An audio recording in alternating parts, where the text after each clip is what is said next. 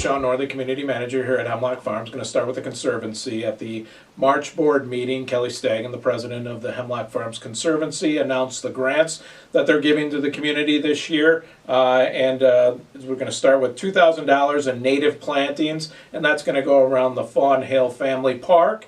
There's also $3,000 for Chipper Days. Chipper Days is our annual program where certain sections of the community get to take their sticks and their branches and all that, and they get chipped up for them. There's also $3,000 for biochar socks. This is a new one. This is something that we've been working with our lake consultant on. The biochar socks will be placed in the lakes and then also in some of the areas, entry areas of the lakes, and it takes out the nutrients, which will hopefully help us in the when we start to get those algal blooms later in the season. So $3,000 for that, and then $10,000 for the spongy moss spray that we're doing this year. We're going to do that in May, and we're doing the entire community this year. So that's an expensive project, so this $10,000 for that would be great. So that's $18,000 total from them in donations to the community. That saves all of us for that. And then they also have in-kind services for the invasive project that's across from the tennis courts. They've got some contractors that'll be donating their time and equipment to help with that project. So thank you very much to the Hemlock Farms Conservancy. This is wonderful news for us. Again, $18,000 this year is great. So thank you very much for that. And look for more details and the complete list in this e-blast and then also in future Hemlock news. I want to talk about the clubhouse, the steer barn, a couple of things going on there. At the March board meeting, the board did approve opening at 7 a.m. every day, 7 days a week, starting on April 15th. So on that day, Monday, April 15th, the clubhouse opens at 7 a.m. and that'll be on the weekends also. We've been doing a trial for the first 16 weeks of 2024 with opening at 7 a.m.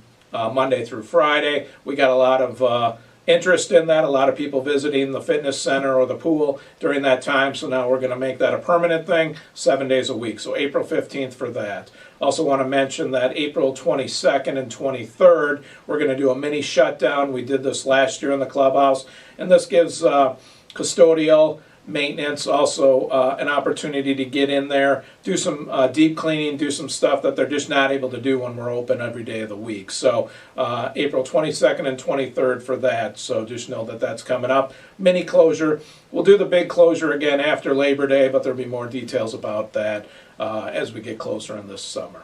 Well, to talk about the septic, the letters went out for everybody that was due this year for your septic, either inspection or cleaning. We're changing it up this year, so these letters went out for everybody that's due in 2024. What we used to do is we used to do it monthly, and now we're just doing it one time, and you've got until September 30th to turn in your paperwork that you've either got your cleaning done or your inspection done. So a little change this year should make us more efficient. But hopefully a little easier also for members so that they know they've got, the next few months to get this taken care of. So change there. If you did get a letter, that will notify you whether or not you need to get a cleaning or an inspection for that.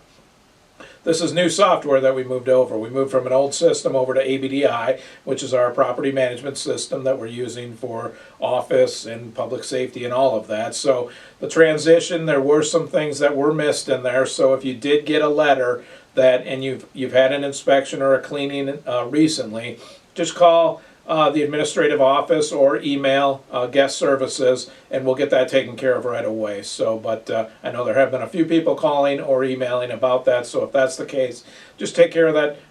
Let us know, and we'll take care of that for you just to get it updated in our system. So that's a change in septic. It's going to make things easier. Also, you also have the opportunity to opt in for paperless if you want that emailed rather than a letter sent in the mail. So some new options for septic for you there. I also want to bring up a couple of recreation events coming up. On April 13th is Boat Day. There'll be information coming out in an e-blast in the next few days on that. But if you're interested in a dock, a hitching post, or a rack, that's the time to get those, but look for that e-blast and information on social media and the website about that, but that is on April 13th. Also on April 21st is the cleanup at Fawn Hill Family Park. We tie that in with Earth Day, which is the 22nd. 9:45 we'll get started there, get everybody together. 10 o'clock we'll start cleaning up that area, and it's always a great event.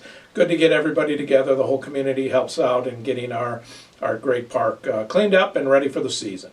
All right, now let's go to Zappy for the Public Works report for the week. Good day, everyone. Mike Proctor, your Public Works Director here at Hemlock Farms. Let's talk the water company first today. Meter reads have begun and will continue into the middle of next week. If you see a water company vehicle driving at a slow pace up and down community roads, these are the meter reads in progress. This will be our first announcement on this topic. Flushing of community water mains will begin Monday, April 29th, weather permitting. The sections and time starts will be announced in the next video. Residents during this procedure will experience discolored water for a short period due to the turbidity in the main. This will clear up after a 5 to 10 minute period.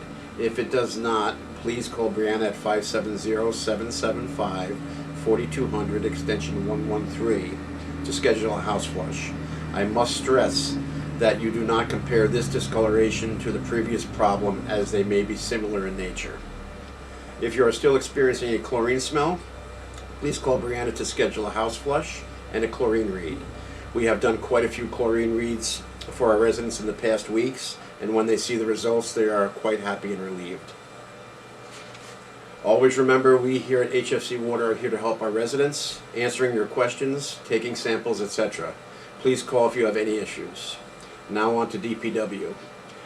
Well, we all got surprised Thursday morning with 4 to 5 inches of fresh, wet, heavy snow that accumulated over the previous evening, after temperatures were in the high 40s all week with 2+ inches of rain on top of that. As always, your DPW crew were up to the task and performed admirably. Great crew, great bunch of guys. You should be proud of these men. I know I am. Wednesday brought, as I previously stated, heavy rain and severe wind gusts, which brought down trees throughout the community. The men will be cutting this wood up and transporting it over to the lot across from DPW. I will have communications put out a post on when this wood will be available for our residents to take. This will be on a first-come basis. Stormwater crews have made a lot of progress on Hillside Drive with swale remediation and installation of ADS culvert pipes. We here at DPW would like to thank you and our residents for their support. It goes a long way, and we know that you are behind us 100%. Have a good day and have a safe weekend. All right, Zap, thanks a lot. A lot going on in Public Works now. And that's all we have for this week. Kind of a crazy week. Snow yesterday, earthquake today, solar eclipse Monday. So a lot going on here at Hemlock Farms. Have a good week.